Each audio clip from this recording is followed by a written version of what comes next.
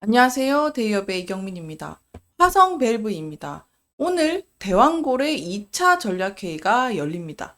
2차 회의 체크포인트, 앞으로의 시나리오, 그리고 앞으로 펼쳐질 변수들을 살펴보도록 하겠습니다. 바로 시작하겠습니다. 네, 오늘입니다. 한국 정부와 관련 기관들이 동해 심해 가스전 개발을 본격화하기 위해서 2차 전략회의를 개최하게 되는데요. 오늘의 회의의 목적, 동해 심해 가스전 개발을 위해서 구체적인 계획과 해외 투자에 대한 논의가 이루어지게 됩니다. 일단 앞서 1차 회의가 한번 열렸었죠. 6월 21일이었는데 이제 서울에서 개최되었고 이 전략적인 큰 방향은 그때 논의를 했습니다. 그래서 이제 더 디테일한 전략 회의가 바로 오늘 이루어지는 건데요. 이번 대왕고래 프로젝트에서 핵심 논의사항을 세 가지를 정리를 해드리겠습니다. 일단 해외 투자 유치 안건에 대해서 동해 가스전 20 시추를 위해서 해외 투자가 필수적이죠. 따라서 한국석유공사가 해외 투자 주관사를 선정을 해서 이 추가적인 투자 유치를 위해서 로드쇼를 진행할 예정입니다. 두 번째는요. 조관권 재설정을 둘 수가 있겠는데요. 10 시추 결과를 바탕으로 해서 가스전 개발 구역을 재설정을 필요가 있게 되는데 이게 가스 매장 가능성을 재평가하기 위한 것 그리고 이 개발 전략을 위해서 조정하는 과정 중에 필수 요소다. 이렇게 두 가지 포인트를 잡으시고요. 세 번째는 이제 시추 일정이죠. 오는 12월에 시추가 예정이 되어 있습니다. 이 시추 결과에 따라서 단계별로 전략이 결정될 예정이니까 이 세 가지 논의사항을 정리를 해주시면 될 것 같습니다. 그래서 짧게 다시 한번 정리하게 되면 우리나라 정부가 동해심의 가스전 개발을 위해서 24년 12월에 첫 시주를 목표를 하고 있다는 거 그리고 2차 개발 전략회의가 오늘 열리고 그리고 이번에 회의는 6월 첫 회의 이후에 3개월 만에 열리는 이 회의인데 조금 더 디테일한 전략적인 방안에 대해서 오늘 논의한다 라고 정리를 해주시면 좋을 것 같습니다. 자, 이번에 대왕고래 프로젝트 석유랑 가스를 탐사하는 생산하는 사업이라는 타이틀을 너무도 잘 아시죠? 그래서 예상 시추 비용에 대해서 조금 더 말씀을 드려야 될 것 같은데 이 당초 정부가 예상했던 10 시추당 1,000억 원을 측정을 했었는데 전체적으로 일단은 5,000억 원이 필요한 것으로 추산을 하고 있습니다. 그러니까 실제 비용이 좀 증가를 했다는 거죠. 이 석유공사와 기관에 따르면요. 시추 단계는 총 3단계로 나뉘게 됩니다. 이제 각 단계 시추가 평가 시추 그리고 생산정 시추가 나뉘게 되는데 2천억 원의 비용이 소요가 될 수가 있습니다. 그러니까 유망구조한 곳을 또 완전히 시추하는 데는 5천억 원이 들 수 있다는 이제 계산이 되겠죠. 그래서 총 정리하게 되면 이 총 비용이 정부가 계획한 5개의 유망구조를 모두 시추하려면 최종적으로 2조 5천억 원이 필요한 셈이다. 이렇게 정리를 해주시면 좋을 것 같습니다.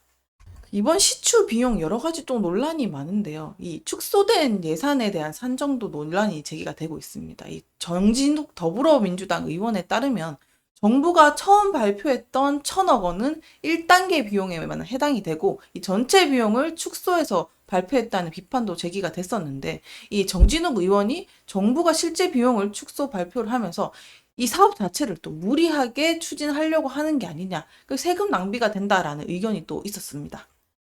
그에 따라 정부는요, 이 현재 동해 심해 가스가 또 존재할 가능성을 부각을 시키면서 이번에 이 프로젝트를 실현하기 위해서 시추를 계획하고 있다고 계속 밝히고 있죠. 24년도 예산에 506억 원이라는 금액을 편성을 하면서 첫 시추 작업을 준비를 하고 있지만 또 남아있는 과제는 단계별로 추가 비용이 가능할 가능성은 또 크다. 이렇게 보실 수 있겠는데요. 그래서 중요한 것은 뭐냐? 결국에 이 시추에 대한 성공률이 앞으로 프로젝트에 대한 가닥을 잡을 수 있다는 건데, 우리나라 정부는 시추 성공률을 20% 정도로 보고 있습니다. 앞으로 5년간 최소 5개의 시추공을 뚫어야 한다고 예상을 하고 있는데, 시추공 1개를 뚫는데 1,000억 원이 소요가 되니까 전체적으로 아까 말씀드렸듯이 5천억 원의 예산이 필요하다고 말씀드렸죠. 그래서 국비로 첫 시추공을 뚫은 후에 해외 석유 기업들을 유치를 해서 프로젝트를 진행할 계획인데 이것을 위해서 엑선모빌이라든지 사우디 아람코, 이탈리아 애니, 글로벌 기업들이 참여해서 이미 로드쇼를 시작을 했죠. 이에 야당의 반응은 또 어땠을까요? 야당은 성공 확률을 계속 꼬집고 있는데 이 20%에 불과한 프로젝트에다가 이렇게 막대한 예산을 투입하는 것 자체가 도박이라고 비판을 하고 있습니다. 그래서 결국에는 국가 재정에 큰 부담이 될 수 있다고 야기를 시키는 건데 야당이 500억 원 이상을 또 외국인 투자에 대해서는 이 국회 승인을 받도록 법 주신을 개정을 하고 있습니다. 그래서 이 해외 투자 유치가 또 더 어려워질 가능성을 또 높이고 있다. 이런 상황도 볼 수가 있겠는데요. 그리고 이번 프로젝트 기대감이 큰 만큼 그만큼의 우려도 많이 야기가 되고 있는 것도 사실입니다. 사실 탄소 중립 문제가 야기가 되고 있는데 이 세계적인 추세인 탄소 중립은 계속 화제가 되고 있죠. 근데 이게 이 프로젝트 자체는 어떻게 보면 탄소 중립과는 반대되는 방향으로 추진을 받고 있다고 또 비판을 또 받고 있는데요. 바로 환경단체에서 이 시추 성공 시에 발생할 탄소 배출에 대한 대책이 또 부족하지 않나라고도 야기가 되고 있습니다. 또 더불어서 생각해 볼 수 있는 것은요, 이 가스 개발이 혹시나 성공하게 되더라도 이 석유나 가스 같은 화석 연료에 계속 의존하는 거는 전체적인 세계적인 에너지 대전환 흐름에는 좀 부합하지 않지 않나라고도 야기가 되고 있는 건데요. 뭐 여차저차해서 이제 대국민 프로젝트 대정부 프로젝트인 만큼 결과적으로 이 시추 작업이 성공을 하고 좋은 긍정적인 흐름으로 결과가 가는 게 국가 측면에서도 이익이 될 수 있는 거니까 어쨌든 좋은 방향으로 갈 수 있는 방안이 되었으면 좋겠습니다. 그래서 우리는 투자자 입장에서 이번에는 다시 한번 살펴볼 텐데요. 이 프로젝트 성공에 대한 시나리오를 조금 그려보도록 하겠습니다. 첫 번째로 들 수 있는 것은 이 프로젝트가 성공을 하게 되면 석유 가스전 개발에 대한 장비랑 밸브 수요가 당연히 증가하게 될 것이고 이는 화성 밸브와 관련된 기업들 직접적인 수익을 당연히 가져올 수 있는 형태로 되게 될 겁니다.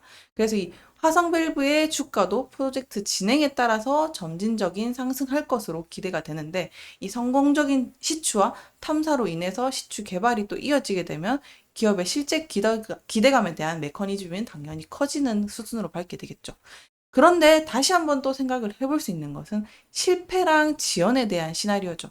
아까 말씀드렸듯이 시추 성공률이 20%에 불과하다고 말씀드렸는데 이 프로젝트가 실패를 하거나 또 만에 하나 환경단체의 반발이 정치적인 이유로 프로젝트가 중단될 가능성도 생각을 해봐야 되겠는데 화상 밸브와 같은 이런 업체들은 또 당연히 손실을 조금 볼 수 있지 않나 이런 것들도 생각을 해보시면 좋을 것 같습니다.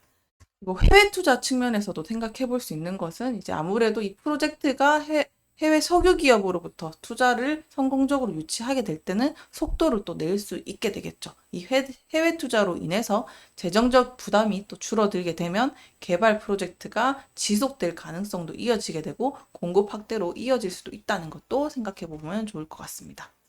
그리고 네 번째는 탄소 중립에 대한 이슈인데 이 탄소 중립과 관련된 글로벌 규제가 또 계속 강화되고 있는 만큼 이 가스 개발은 또 큰 환경에 큰 영향을 미치는 요소이기 때문에 만약에 이 글로벌 트렌드가 계속 가속화되고 또 프로젝트 진행에 제동이 걸릴 수 있다는 것도 생각을 해 보셔야 되는데 만에 하나 대체 에너지로 전환이 계속 가속화되게 되면은 이것은 장기적으로 봤을 때 설령 잘 된다고 하더라도 석유나 가스 관련된 기업들은 또 장기적인 수익에 영향을 미칠 수 있다는 거 시간차를 두고 생각을 해 보셨으면 좋겠고요. 그리고 마지막으로 유가 상승 그리고 공급에 대한 시나리오를 좀 생각을 해볼 수 있을 것 같은데 유가가 상승을 하거나 원유 공급 부족 사태가 또 일어날 때는 이 석유나 가스전 개발이 필요성이 또 급증을 하게 될 수 있으니까 만약에 이 대왕고래 프로젝트가 개발 사업에 더 많은 자금을 또 투입을 하게 되고 장비 공급 업체인 화성 밸브에게도 당연히 긍정적인 영향을 미칠 수 있다는 거. 그래서 이 화성 밸브가 장기적으로는 또 수익성을 가져올 수 있는 형태가 될 수 있다는 거. 여러 가지 측면에서 생각을 해볼 수가 있을 것 같습니다. 6월 초부터 차트를 흐름을 살펴보도록 하겠습니다. 6월 초에 주가가 급등한 모습을 보이고 있는 화성 밸브인데요. 이것은 이제 아무래도 대왕고래 프로젝트 이슈에 따라서 주가가 급등락을 했었죠. 그렇게 되면서 주가가 큰 폭으로 상승한 것도 대왕고래 프로젝트의 일환이다. 잘 알고 계실 텐데요. 그 이후에 상승을 또 멈추고 주가가 6월 이후부터 하락을 하기 시작하는데 이것은 또 조정 국면에 접어들었다고도 볼 수 있겠죠. 그래서 이 급등 이후에 차익 실현 매물이 쏟아지면서 주가가 조정을 받고 있는 이제 전형적인 패턴의 흐름을 가져가게 됩니다. 근데 거래량이 또 줄어들면서 주가가 하락이 또 지속되고 있는데 이것은 또 투자자들 입장에서는 매수를 또 망설여지고 주가가 더 하락할 가능성을 염두에 두면서 이 관망하는 상황이 또 반영이 되면서 주가가 하락했다라고도 볼 수가 있겠습니다. 그래서 전체적인 흐름을 봤을 때 이 주가가 이렇게 급등을 하면서 일정 구간에서 조정되는 이 모습을 봤을 때 매물대가 형성되는 가능성을 또 야기할 수 있고 이 구간에서 또 매도와 매도세가 또 충돌을 하면서 지금 균형을 찾아가고 있지 않나라고도 보여집니다. 그래서 어떻게 보면은 이제 2차 전력 회의와 함께 앞으로의 가능성과 속도면에서 또 찾아볼 수 있는 거 여러 가지 시나리오를 그려볼 수 있겠는데 추가적인 상승을 위해서는 앞으로 거래량이 더 증가가 따라와야 되는데 이슈나 모멘텀이 당연히 뒷받침이 돼야 되겠죠. 이동평균선 21선이 돌파하면서 상승세로 돌아설 가능성도 이슈와 함께 살펴보셔야 되겠고요. 더불어 중요한 이 호재가 얼마나 임팩트가 있는지 그리고 사실에 근거해서 추진력을 모멘텀을 살릴 수 있는지 여부가 중요할 것 같습니다. 추가 상승 여력만큼이나 또 반대로 생각해 볼 수 있는 건 추가 하락에 대한 가능성인데요. 이 지지선을 또 버티지 못하고 하락세로 또 돌아설 경우도 생각을 해 봐야 될 것 같습니다. 만약에 지지선을 못 버티게 된다면은 그만큼 또 시추에 대한 계획, 프로젝트에 대한 확실성이 또 없게 되게 되면은 큰 하락을 또 이어나갈 수도 있기 때문에 그 구간에서 주가가 추가적인 조정을 받을 수 있다는 것도 염두를 해 보시면 좋을 것 같습니다. 네. 오늘도 시청해 주셔서 감사합니다.